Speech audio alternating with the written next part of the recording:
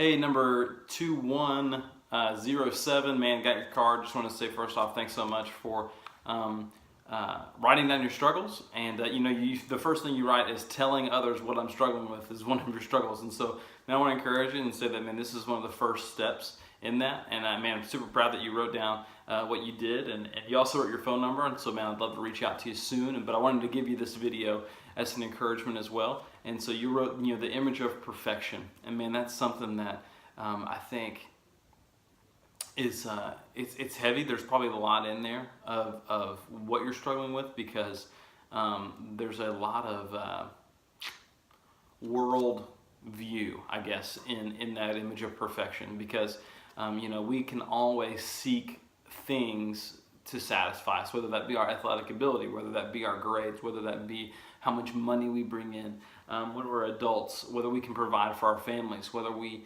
can do all these different things. And it always looks kind of introspectively and looks at who we are, but really it needs to be upward and looking at who God is and who God says we are. Because the Bible would say in Romans that all have sinned and fallen short of the glory of God, period. Like, all of us have fallen short of the glory of God. And so I want you to think of, maybe right now, I want you to think of the most perfect person you know, whether that's like a grandparent that you like, man, they're just the sweetest. Mother Teresa, you can think of like great, nice, awesome people, okay? And then I want you to think of someone terrible. I want you to think of like a serial killer or like a mass murderer, or the guys that hijacked the plane and flew a plane in to the World Trade Center at 9/11. Like, you can think of those awful people, and you can think of these awesome people. And the common denominator, the thing that unifies them both, is sin. Mother Teresa, your sweet grandmother, both sinful, because they are born into that. They are born into this selfish nature. And the same people, those terrible people, the mass murderers, the serial killers, sinful. And because the measure of perfection, what we would measure as perfection, is incorrect when you look at a holy God. When you look at His level of perfection, without any sin. And that is perfection. And honestly, man, that's an unachievable goal.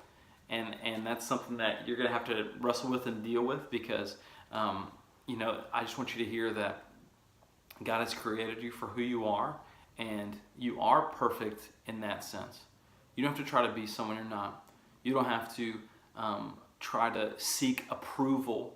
And, if I'm perfect, then my parents are going to be super proud of me. And I want to make my parents proud. Or like, if I'm perfect, then like this is going to lead to more and more success. And whatever your perfect life is, man, I just want to encourage you that adversity knocks on everybody's door. That because we live in a fallen, broken world, that things are not going to go perfectly all the time, nor can you be perfect.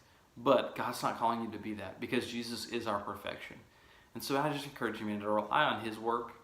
That Jesus takes our penalty and our sacrifice, and to rest in that and just think about that, contemplate that, and remember the joy of your salvation, is what the Bible tells us to do. That we would remember the joy of our salvation of, man, I was lost and now I am saved. Like, I am lost and found.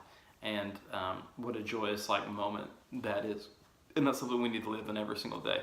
Secondly, you wrote temptation of porn. And so I'm assuming temptation means that there's also sin of porn and viewing it, and masturbation and things like that.